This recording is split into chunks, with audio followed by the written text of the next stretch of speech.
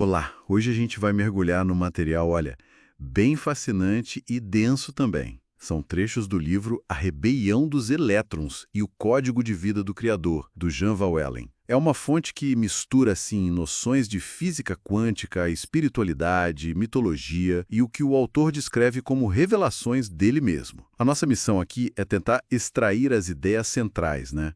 Os pontos mais intrigantes dessa visão sobre criação, consciência e o papel dos elétrons nisso tudo. Vamos lá desvendar isso? Exato. O texto propõe uma cosmologia bem particular, sabe? Ele fala de um criador que às vezes chama de Javé, às vezes de Prajapati, pegando de tradições diferentes, que teria meio que caído ou se fragmentado dentro da própria obra.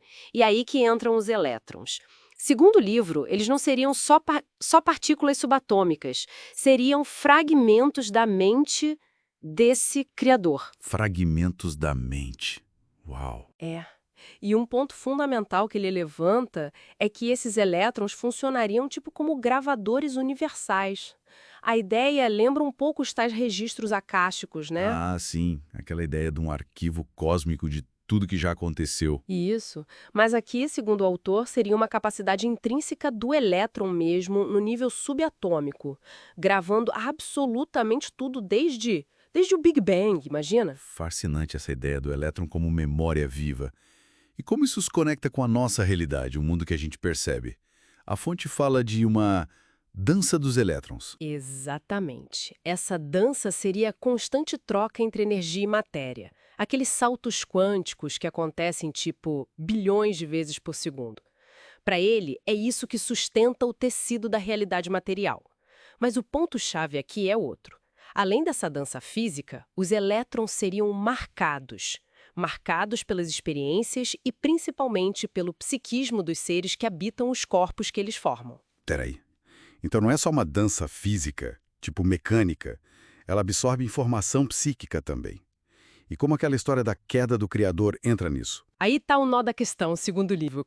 Como o criador estava nesse estado, digamos, problemático, fragmentado, quando criou o universo, os elétrons já teriam nascido com uma marcação inicial meio defeituosa ou infectada. O autor usa uns termos bem fortes, tipo podridão original.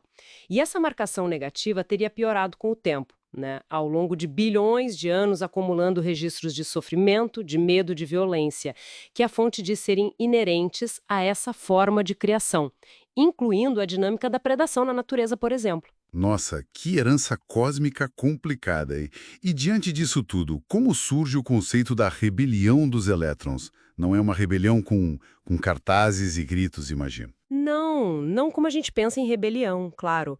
A fonte descreve mais como um movimento intrínseco, sabe? Quase uma reação físico-química mesmo, a saturação dessas marcas negativas. Como se, ao acumularem uma quantidade crítica de informação sobre dor e sofrimento, os elétrons tivessem começado a desenvolver premissas particulares, tentando de alguma forma limitar a influência dessa tal podridão, resistir a ela. Que coisa! Partículas subatômicas reagindo ao, ao sofrimento acumulado? E nós, seres humanos, onde a gente entra nessa história toda? Então, a evolução da vida consciente, e especialmente o Homo sapiens, que o livro até conecta com linhagens míticas, menciona Pandora e tudo, é vista como um ponto de virada. Bem decisivo nos últimos milhares de anos. A capacidade humana para o senso crítico e mais ainda para o amor incondicional, isso teria introduzido uma dinâmica totalmente nova. Essas qualidades poderiam limpar ou refinar as marcações nos elétrons, começando a reverter aquela tendência de piora. Entende? Interessante essa conexão com figuras históricas, míticas. O livro cita Sócrates e Jesus como exemplos disso, né? Cita, sim, Sócrates com o que ele chama de imperativo categórico, aquela ideia de agir por princípios morais universais, resistindo à corrupção, né? E Jesus, claro, com o foco no amor incondicional. São vistos como marcos. As vibrações deles, totalmente diferentes do padrão que existia antes, teriam, segundo o livro, impactado todos os elétrons do universo, instantaneamente. Instantaneamente. Como assim? por causa da interconexão não local. É um conceito que vem lá da física quântica que sugere que partículas que interagiram uma vez ficam conectadas para sempre. Não importa a distância, qualquer mudança em uma afeta a outra na hora. Quer dizer, então, que, nessa visão do livro, um pensamento elevado, um sentimento de amor, teria um efeito físico real e instantâneo em toda a matéria do universo? Essa é a implicação direta, sim. A consciência humana, através das intenções, emoções, pensamentos, especialmente os mais refinados, né? Amor, compaixão, ela ganha um papel cósmico fundamental.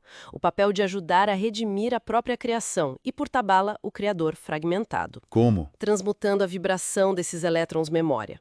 O livro até menciona um tal de código-fonte definidor de vida, o CFD, ligado ao nosso DNA, como sendo a interface-chave onde nossa atitude mental pode marcar os elétrons e, por ressonância, influenciar o todo. Então, para a gente tentar amarrar a ideia central, os elétrons seriam fragmentos conscientes do Criador que carregam a memória de tudo, mas com uma falha original. Eles teriam reagido a isso numa espécie de rebelião intrínseca.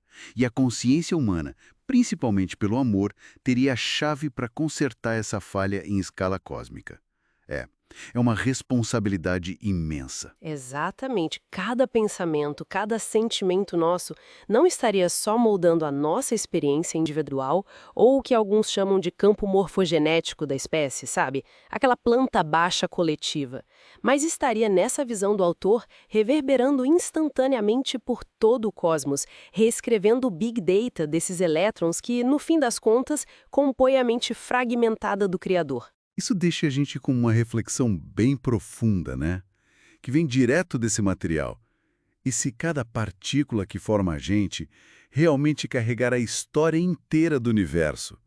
E se a nossa própria consciência for a ferramenta capaz de editar essa biblioteca cósmica gigantesca? Talvez alterando o próprio destino da criação. É algo para a gente continuar pensando, com certeza.